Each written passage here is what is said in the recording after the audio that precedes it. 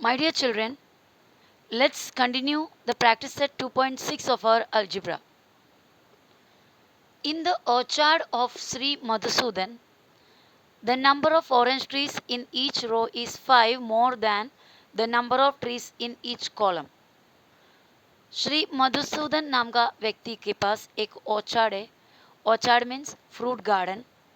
उस ऑर्चार्ड में number of orange trees in each row, हर एक रो में जो ट्रीज है, ऑरेंज के ट्रीज है, is 5 more than the number of trees in each column. हर एक कॉलम में जितने ट्रीज है उससे 5 ज़्यादा है हर एक रो में.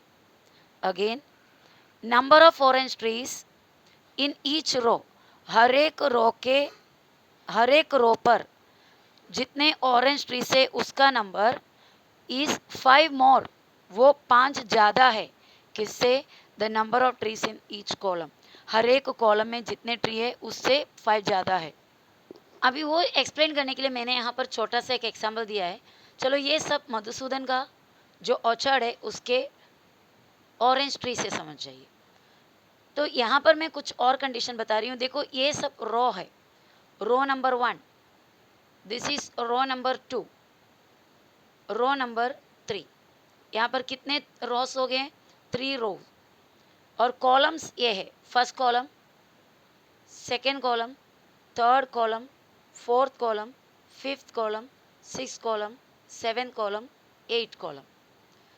तो सपोज यहाँ पर मैं आपको बताऊं कि number of trees in each column, sorry each row, हर एक रो में जितने ट्री है वो हर एक कॉलम से 5 ज़्यादा है. जैसे अभी देखो, एक रो में कितने ट्री है? 1 2 3 4 5 6 7 8 ट्री. रो में, ईच रो, हर एक रो में कितने ट्रीज है? 8 ट्रीज. एक एक रो में 8 ट्रीज है. ओके, एक एक कॉलम में कितने ट्रीज है? कॉलम का ट्री सब काउंट कीजिए. ये एक कॉलम है, उसमें काउंट करो 1 2 3, 3 ट्रीज. तो इस सिचुएशन में बता सकती हूँ ना कि रो में जितने ट्री है कॉलम वाले के 5 ज़्यादा है. कॉलम में जितने ट्रीज हो उससे 5 ज़्यादा है हर एक रो में. ऐसा मैं बता सकती हूँ, बराबर. हर एक कॉलम में 3 है ट्री, रो में 8 ट्री है, तो कॉलम में जितना ट्री है उससे 5 ज़्यादा है रो में. इसी तरह यहाँ पर भी हमसे यही कह रहा है कि मधुसूदन का ऑर्चार्ड में ऑरेंज ट्रीज लगे हुए हैं, उसमें हर एक रो में 5 ट्री ज़्यादा है किससे? हर एक कॉलम में जितना है उससे. सो इस केस में अगर आप देखोगे तो रो में 8 ट्रीज, हर एक कॉलम में 3 ट्रीज. तो आप टोटल ट्रीज कैसा फाइंड आउट करोगे?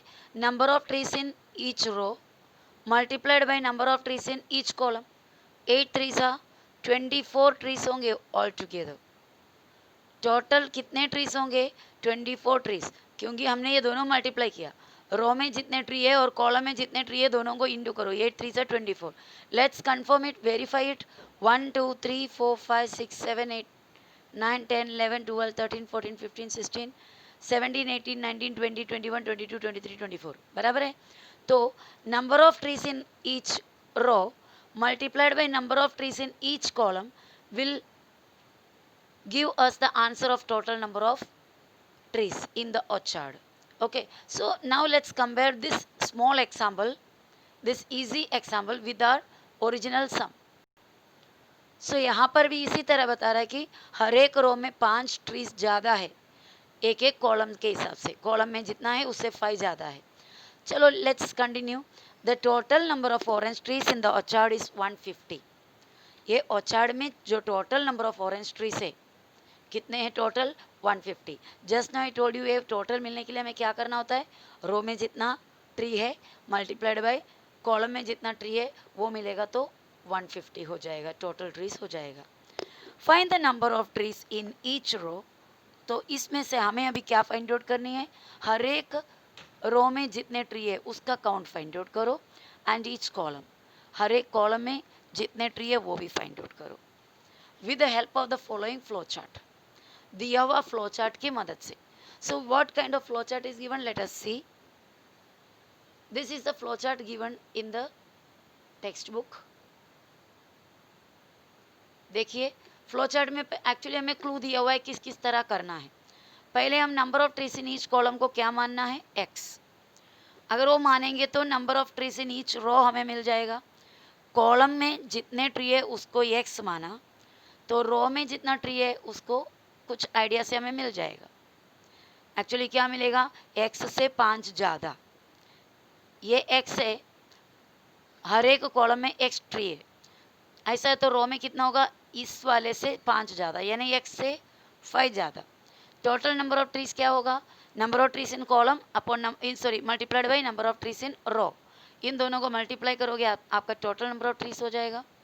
और इससे आपको क्या करना है, एक इक्वेशन बनानी है, और उसके बाद आपको इक्वेशन की मदद से एक्स का वैल्यू मिल जाएगा। वो एक्स का वैल्यू मिल जाने के बाद आपको ये पता चलेगा कि हर एक कॉलम में कितने ट्री है, और उसके बाद हर एक रो में कितने ट्री है वो भी आपको मिल जाएगा। ओके, सो यहाँ पर हमें जो क्वेश्चन दिया उस हिसाब से देखो, रो में हर एक रो में 5 ज़्यादा है, किससे, कॉलम वाले से। तो कॉलम का आइडिया मिलेगा तो हम रो के बारे में सोच सकते हैं। जैसे कि अगर हर एक कॉलम में 3 है तो यहाँ पर क्या होगा, 8 होगा रो में। अगर कॉलम में 5 है तो रो में 10 होगा, बराबर। इसे कॉलम में जितना है उससे 5 ज़्यादा, तो कॉलम में जितना ट्री है उसे हम एक्स मानेंगे। तो हमारा फर्स्ट स्टेप क्या होगा, let the number of trees in each column be X, जिस तरह हमारा फ्लो चार्ट में स्टार्टिंग में दिया है। सो फर्स्ट स्टेप हुआ, let the number of trees in each column be X. Now अगर ऐसा है, हर एक कॉलम में एक्स नंबर ऑफ ट्रीज है, तो हर एक रो में कितना होगा, number of trees in each row is equal to जितना कॉलम में है, कितना है कॉलम में एक्स, उससे 5 ज़्यादा, दैट मीन्स एक्स प्लस 5। तो टोटल नंबर ऑफ ट्रीज क्या होगा, मैंने बताया था आपको, total number of trees is equal to number of trees in each column multiplied by number of trees in each row. तो total number of trees is equal to x into x क्या है, column में जितना tree है उसका number है x, रो में जितना ट्री है उसका नंबर है एक्स प्लस 5। तो number of trees in column और multiplied by number of trees in row, ये दोनों मिलकर क्या इंटू करोगे तो क्या हो जाएगा, टोटल नंबर ऑफ ट्रीज हो जाएगा। सो इन दोनों को इंटू किया, टोटल नंबर ऑफ ट्रीज कितना है 150, हमें ऐसा क्वेश्चन में दिया हुआ है। टोटल नंबर ऑफ ट्रीज कितना है 150। तो इस तरह आपको मल्टीप्लिकेशन के लिए मिलते हैं।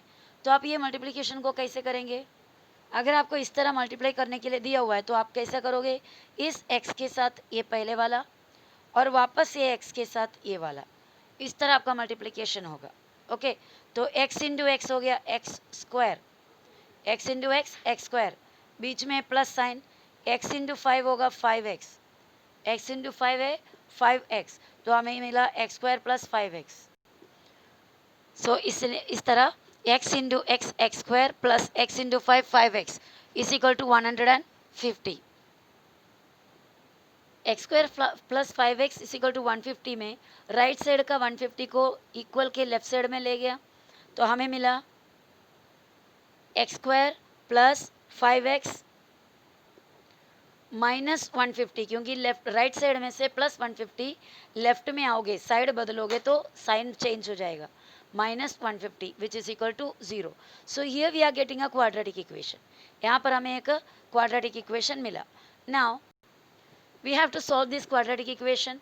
इसके लिए यहाँ से यहाँ पर लेंगे 1, इधर 1 है, एक्स स्क्वायर का कोएफिशिएंट 1, 1 के साथ इसको इंटू करो, 1 इंटू 150 क्या हो गया 150, इंटू करने में 150 और लास्ट साइन क्या है माइनस, माइनस करने पर 5, इंटू करने पर 150 और माइनस करने पर 5।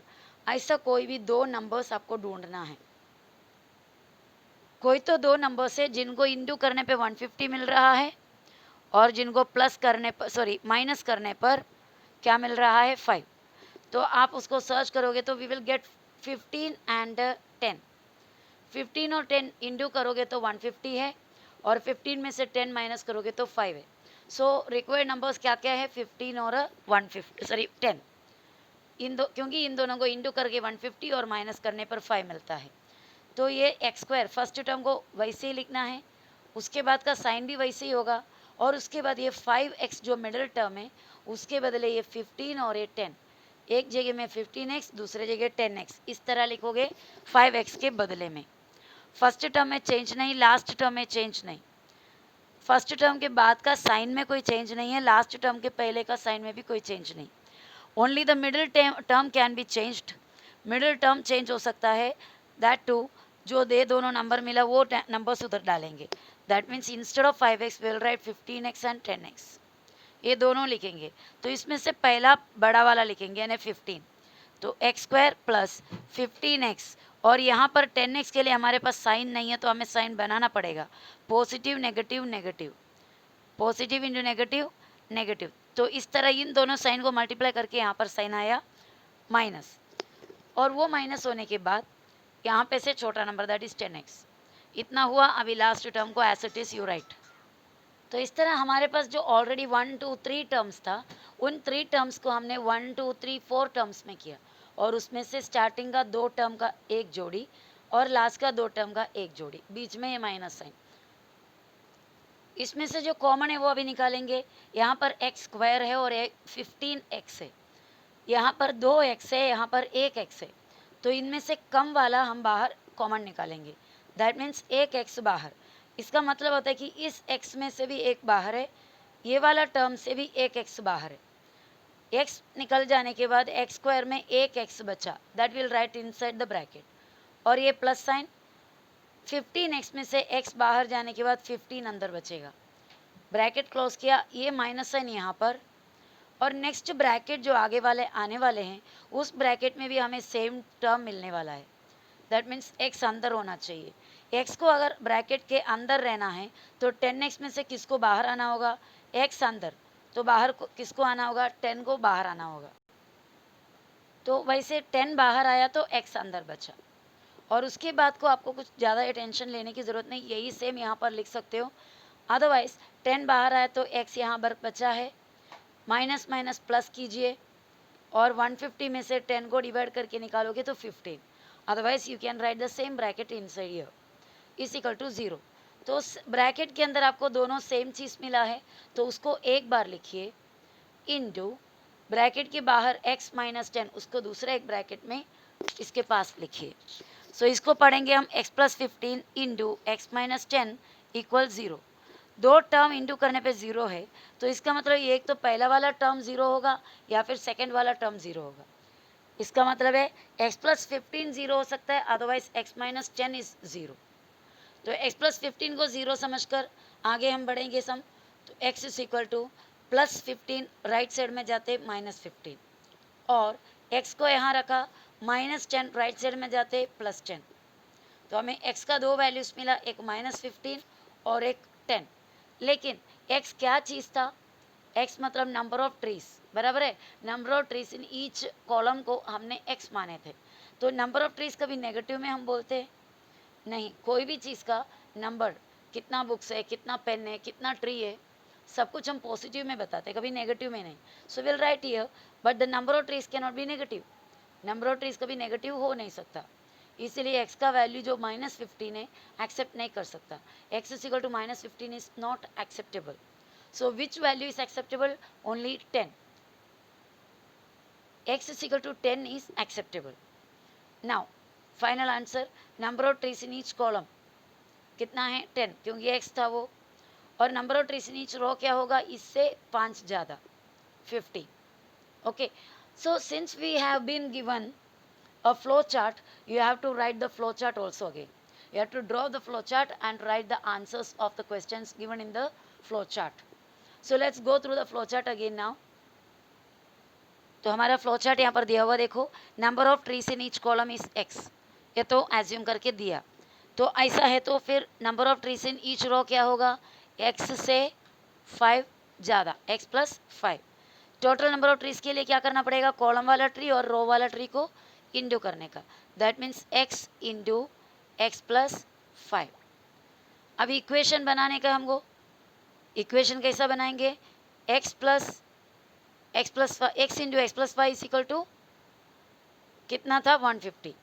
और इसका मतलब ये दोनों इंटू करोगे तो 150. x into X, X square plus x into 5, 5x, okay, is equal to 150. इसको प्रॉपरली लिखोगे तो एक्स स्क्वायर प्लस 5x, ये राइट साइड में आओगे, सॉरी लेफ्ट साइड में आओगे 150 is equal to 0. Actually this is the correct answer. ये भी आंसर रॉन्ग नहीं है, पर यहाँ पर कांस्टेंट हमको राइट साइड में लिखा हुआ इक्वल के, तो यहाँ पर उसको हमने प्रॉपर फॉर्मेट में लिखा. तो ये हो गया हमारे quadratic equation. So you can directly right this one down one, ऊपर का लिखने की ज़रूरत नहीं है.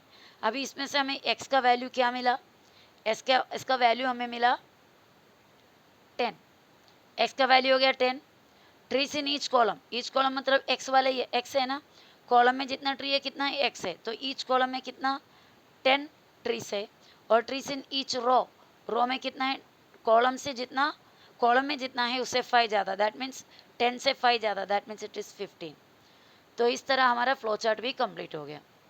तो कभी भी ऐसे आपको क्वेश्चन देता है, फ्लो चार्ट वगैरह कुछ लिख कर देते, तो you have to draw that after solving the sum, you should draw that and fill the answers which is asked.